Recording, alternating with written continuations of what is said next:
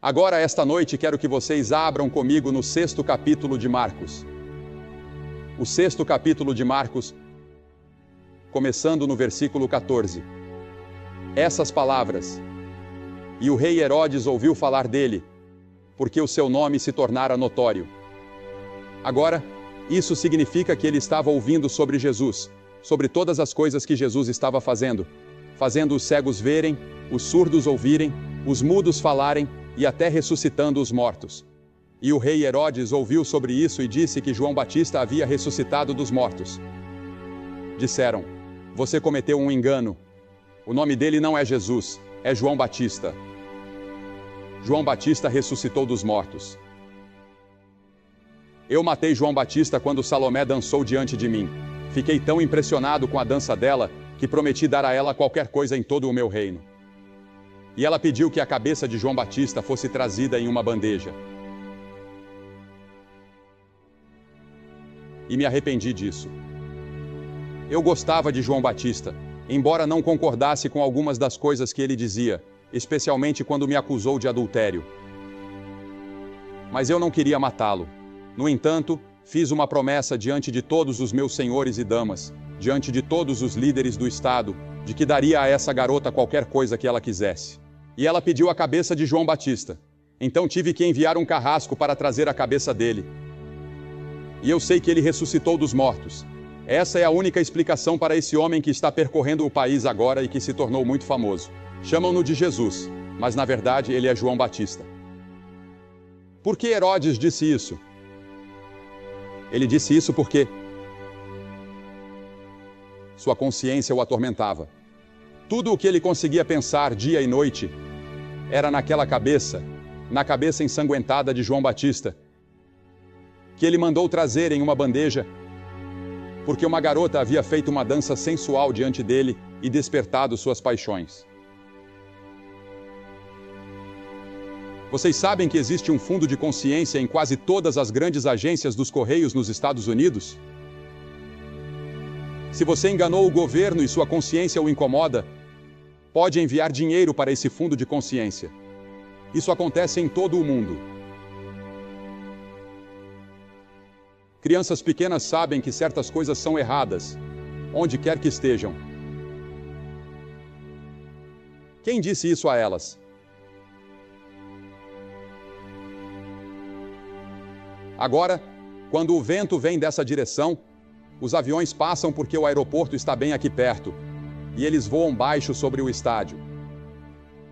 É um efeito sonoro maravilhoso para a pregação.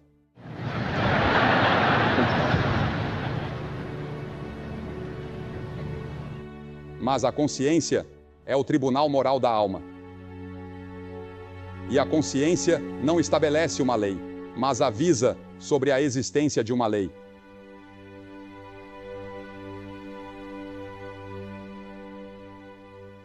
Pense nisso por um momento. A consciência adverte que existe uma lei moral. Que a lei moral é expressa verbalmente por Deus nos 10 mandamentos. Também é expressa verbalmente pelo Senhor Jesus Cristo no Sermão da Montanha.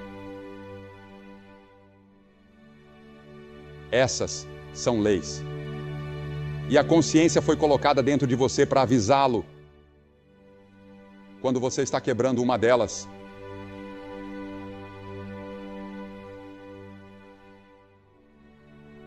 A consciência está no coração de cada um de nós.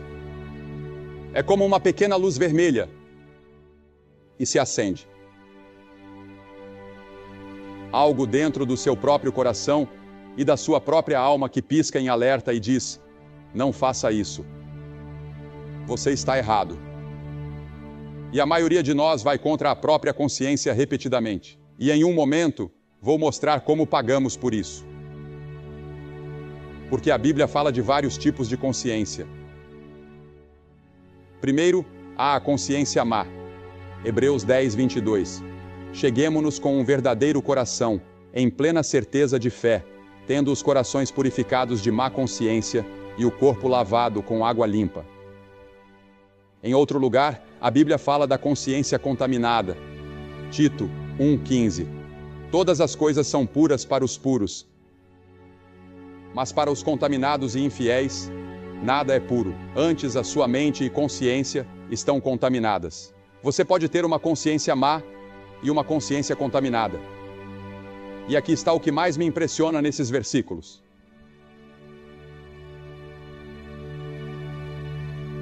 A própria coisa que nos avisa quando estamos errados pode se tornar corrompida.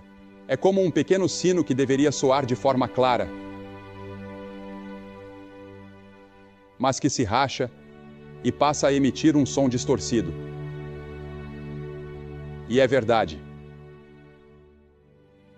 Quando você rejeita a voz da consciência repetidamente, uma vez após outra, depois de um tempo, a própria voz da consciência se torna contaminada, se torna má e começa a enviar sinais errados, levando você a tomar decisões erradas. Porque veja, sua consciência começará a chamar o mal de bem, chamará o bem de mal, colocará trevas no lugar da luz e luz no lugar das trevas. Dirá que o amargo é doce e que o doce é amargo. Ela própria se tornará perversa. Quando você ignora sua consciência repetidas vezes, chega um ponto, uma linha divisória, em que sua consciência já não é mais confiável.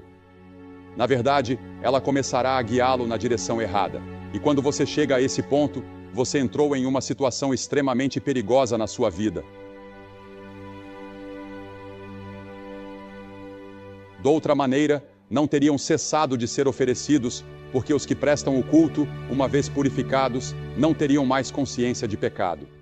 Em outras palavras, existe a possibilidade de você destruir sua consciência. A Bíblia fala sobre isso. O apóstolo Paulo, escrevendo a Timóteo, fala de pessoas cuja consciência foi cauterizada com um ferro em brasa, como uma marca de fogo. Sua consciência queimada.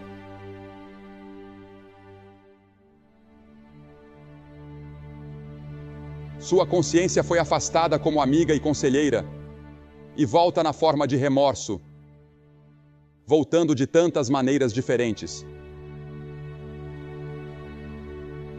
A consciência pode até ser usada por espíritos malignos. Veja, Deus a colocou em seu coração para ajudá-lo e guiá-lo pela vida. Sua consciência já lhe disse para não contar aquela mentira, para não ir àquele lugar onde você esteve na outra noite, mas você foi mesmo assim. Ela lhe disse para não desobedecer aos seus pais, mas você desobedeceu.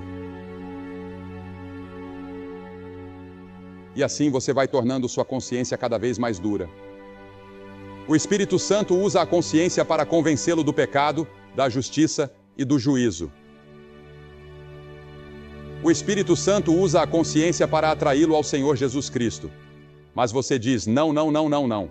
E depois de um tempo, seu coração se torna mais e mais duro, cada vez mais endurecido. Deus ainda ama você. Deus quer perdoá-lo. Ainda não é tarde demais para ninguém aqui. Mas eu conheço pessoas, teólogos brilhantes, que acreditam que há um limite além do qual não se pode mais ser salvo. Você se torna um réprobo, com uma mente réproba, tão endurecido, que você não pode vir a Cristo. Eu sei que a Bíblia fala sobre o pecado para a morte. E também sei que Jesus falou de um pecado que não pode ser perdoado, a blasfêmia contra o Espírito Santo. A rejeição total de Cristo, que não pode ser perdoada. Eu acredito que seja isso. Estamos falando aqui esta noite sobre algo muito, muito sensível, delicado e perigoso. E eu conheço tantas pessoas que têm uma espécie de igrejismo, que frequentam a igreja, que foram batizadas, mas nunca realmente conheceram Jesus Cristo como seu Senhor e Salvador. E elas correm o risco de endurecer seus corações e suas consciências, até o ponto em que não conseguem mais ouvir a voz do Espírito Santo. E se você pode vir a uma reunião como esta, ouvir o Evangelho de Jesus Cristo sendo pregado, e isso não tocar seu coração de forma alguma, tenha cuidado, porque você pode estar se tornando insensível ao Evangelho. Hoje temos tanto Evangelho nos Estados Unidos, na televisão, no rádio, nas igrejas, graças a Deus por cada um deles. Não me importo com o que façam, desde que levem as pessoas a Cristo. Mas o perigo é que ouvimos tanto o Evangelho que ele entra por um ouvido e sai pelo outro, sem se alojar em nossos corações. E não aprofundamos, como André Crouch estava falando e cantando há pouco. O Evangelho precisa ir fundo até nos tornarmos discípulos do Senhor Jesus Cristo. E fico feliz em saber quantas igrejas nesta cidade têm estudos bíblicos e classes bíblicas, e quantos pregadores nesta cidade pregam mensagens expositivas, conduzindo as pessoas através da Bíblia e ensinando a palavra enquanto pregam, porque isso ajuda o povo a crescer. Mas temos tantas pessoas que pensam que, porque foram fiéis à igreja, ou porque contribuíram financeiramente, ou porque fizeram algumas boas obras, irão para o céu. E a Bíblia diz claramente que você não pode ir para o céu pelas obras. Porque pela graça sois salvos, por meio da fé, e isso não vem de vós, é dom de Deus. Não vem das obras, para que ninguém se glorie.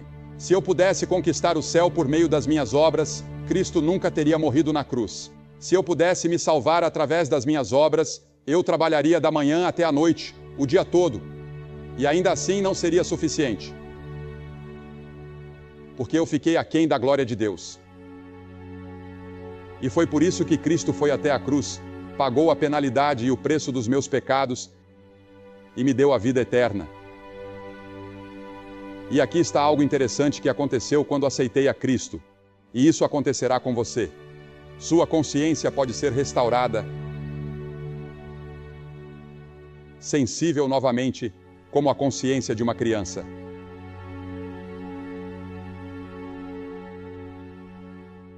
Não me coloco como exemplo de bondade de forma alguma, mas posso dizer que se faço algo errado, por menor que seja, minha consciência fala comigo imediatamente. E acredito que um cristão deve andar assim, com o Espírito Santo falando através da consciência, guiando, direcionando e instruindo. Ter uma consciência livre. Livre de toda ofensa, disse o apóstolo Paulo. Ter uma consciência limpa. Aquela pequena luz que Deus colocou em nossos corações. Agora, a Bíblia fala sobre uma consciência que convence do pecado. E acusados pela própria consciência, saíram um por um. Essa é a história da mulher pega em adultério. Jesus estava ensinando, e aqueles fariseus trouxeram uma mulher que haviam flagrado em adultério. E disseram: Senhor, tu que afirmas ser um rabi, que dizes ser um grande mestre vindo de Deus, o que devemos fazer? A lei manda apedrejá-la até a morte. O que tu dizes? Então Jesus se abaixou e escreveu no chão. Não sabemos exatamente o que ele escreveu, mas eu acredito que tenha sido os 10 mandamentos. E quando eles os leram, Jesus disse: Aquele que dentre vós estiver sem pecado, seja o primeiro a atirar-lhe uma pedra. Talvez eles não tivessem quebrado o 7º mandamento, mas talvez tivessem quebrado o 10º, ou o 1º, ou o 3º. E nenhum daqueles líderes religiosos pôde pegar uma pedra para atirá-la, porque também eram culpados. A Bíblia ensina que todos pecaram e destituídos estão da glória de Deus. A Bíblia também ensina que a consciência não pode curar a ferida que inflige. Ela não pode apagar a mancha da alma. Ela não pode desfazer o passado. Ela não pode cobrir seus pecados, porque esse não é seu papel. Seu papel é convencer do pecado. Quem nos salva de nossos pecados é a morte de Jesus Cristo na cruz e sua ressurreição. Somente Cristo pode dizer à nossa alma e à nossa consciência: aquieta-te. Assim como ele disse ao mar tempestuoso há muito tempo. Nesta noite estou pedindo que você venha aos pés da cruz e encontre o perdão para todos os seus pecados passados. Estou pedindo que você venha à cruz hoje e receba a vida eterna. Estou pedindo que você venha enquanto ainda pode ouvir a voz do Espírito de Deus. Porque veja, há algumas passagens estranhas na Bíblia. Em uma delas Deus diz: Efraim está entregue aos ídolos, deixa-o. Em outras palavras, Efraim estava tão absorvido em seus próprios prazeres que Deus disse: deixe-o, não o perturbe mais, deixe-o se divertir, ele está perdido. A Bíblia diz: aquele que, sendo muitas vezes repreendido, endurece a cerviz, será quebrantado de repente, sem que haja cura. Não pretendo entender plenamente todo o significado dessas escrituras. Não ouso ir além do que a palavra de Deus ensina. Mas eu lhes digo, esse aviso está por toda a Bíblia.